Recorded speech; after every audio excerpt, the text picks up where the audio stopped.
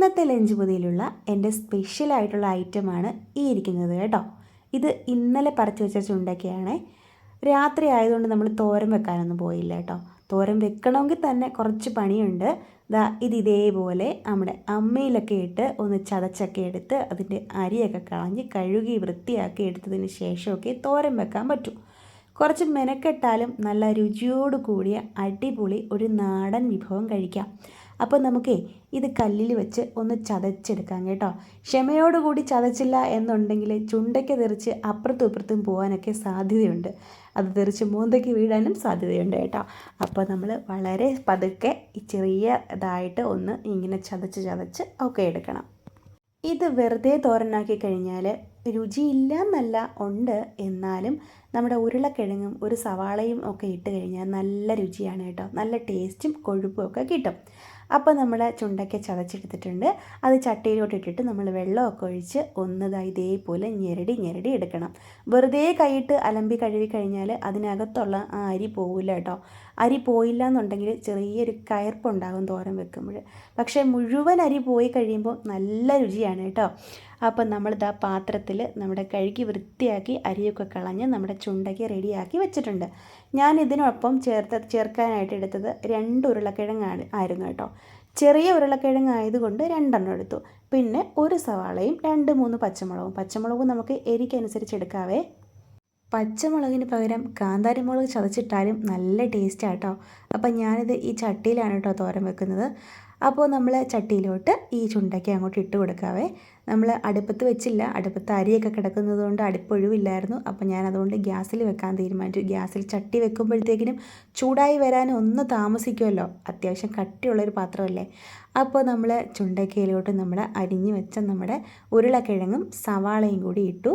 പിന്നെ ഇനി അതിനകത്ത് ചേർക്കേണ്ടതെന്ന് വെച്ച് കഴിഞ്ഞാൽ ഇച്ചിരി മഞ്ഞൾപ്പൊടിയും ഇച്ചിരി ഉപ്പും കറിവേപ്പിലയാണ് കേട്ടോ. ഇത് ഞാൻ കടുവറുത്തും തോരനാക്കാറുണ്ട്, അല്ലാണ്ട് വെള്ളം ഒഴിച്ച് വേവിച്ചും നമ്മൾ അരപ്പ് ഇടാറുണ്ട് കേട്ടോ.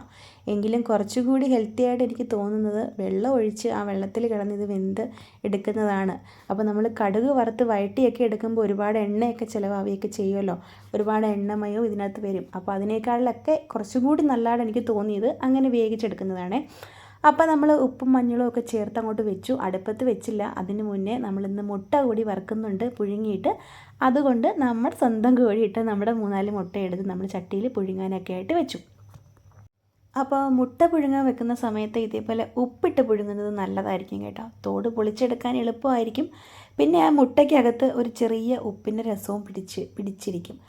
അപ്പം നമ്മൾ അതും അടുപ്പത്ത് വെച്ചു. അതിനോടൊപ്പം തന്നെ നമ്മൾ എടുത്ത് വെച്ചിരുന്ന നമ്മുടെ ചുണ്ടക്കയും കൂടെ അടുപ്പത്ത് അങ്ങോട്ട് വെച്ചിട്ടുണ്ട്. എന്നിട്ട് കുറച്ചൊന്ന് ചൂടായി വന്നപ്പോഴത്തേക്കും ഞാനൊരു ഇത്തിരി വെള്ളം ഒഴിച്ചു കേട്ടോ. അപ്പോൾ ആ വെള്ളത്തിൽ അധികം അങ്ങ് നെഗരെ വെള്ളം വെക്കണ്ട. എന്നാലും തോരൻ്റെ പരുവമൊക്കെ എല്ലാവർക്കും അറിയാമായിരിക്കുമല്ലോ, ഞാൻ പ്രത്യേകിച്ച് പറഞ്ഞു തരേണ്ട ആവശ്യമൊന്നുമില്ല. പിന്നെ അങ്ങ് പറഞ്ഞു എന്നുള്ളതേ ഉള്ളൂ കേട്ടോ.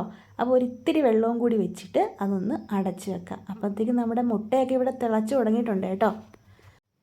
പിന്നീട് നമ്മൾ അരപ്പ് തയ്യാറാക്കി അങ്ങോട്ടിടണം. അപ്പോൾ നമ്മൾ മഞ്ഞൾപ്പൊടി നേരത്തെ ചേർത്തത് കൊണ്ട് ഞാൻ ജീരകവും വെളുത്തുള്ളിയും തേങ്ങയും ഇച്ചിരി ഒരു 5-6 നമ്മുടെ ഈ കാന്താരി മുളക് അതും കൂടി ചതച്ച് അങ്ങോട്ട് ഇട്ട് കൊടുത്തിട്ടുണ്ട്. മുളക് പൊടി ഒന്നും ചേർത്തില്ല കേട്ടോ. പച്ചമുളക് നമ്മൾ ചേർത്തിട്ടുണ്ട്, കാന്താരി ചതച്ചതും ചേർത്തിട്ടുണ്ട്. അപ്പോൾ അതവിടെ നിന്ന് വേകട്ടെ. അപ്പോഴത്തേക്കിനും നമ്മുടെ മുട്ട പുഴുങ്ങി ഞാൻ ഇതേപോലെ പകുതി ആക്കി വെച്ചിട്ടുണ്ട് കേട്ടോ. അപ്പോൾ നമ്മുടെ വീട്ടിലെ കോഴി ഇടുന്ന മുട്ടയിൽ ചില മുട്ടയിൽ 2 മഞ്ഞക്കരി ഉണ്ടാവും കേട്ടോ. അതൊരു വലിയൊരു അത്ഭുതമായിട്ട് എനിക്ക് തോന്നുന്നത്. അപ്പോൾ ഒരു മഞ്ഞയ്ക്ക് പകരം 2 മഞ്ഞ കിട്ടുമ്പോൾ കുറച്ചുകൂടെ ഉണ്ടാവുമല്ലോ. നമ്മൾ 2 മുട്ട പൊട്ടിച്ചൊഴിക്കുന്നതിന് തുല്യമല്ലേ 2 എണ്ണം വരുമ്പോൾ. അപ്പോൾ അതൊരു സന്തോഷമാണ്. എല്ലാ ദിവസവും അങ്ങനെ കിട്ടാറില്ല, ചില ദിവസങ്ങളിൽ മാത്രം.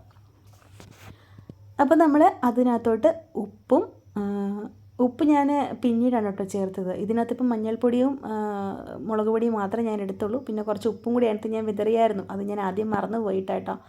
അപ്പോൾ അധികം അങ്ങ് പ്രസ് ചെയ്യാണ്ട് ഇതേപോലെ ഒന്ന് ഉപ്പും മഞ്ഞളും ഒക്കെ ചേർത്തിട്ട് കുറച്ച് വെളിച്ചെണ്ണ ഒഴിച്ച് നമ്മളിതൊന്ന് മറിച്ച് കമത്തിയൊക്കെ ഇട്ട് ഒന്ന് മുരിച്ചെടുക്കണം. അപ്പോൾ നമ്മൾ ലഞ്ചൊക്കെ തയ്യാറാക്കാനൊക്കെ ആയിട്ട് പോവുകയാണ്.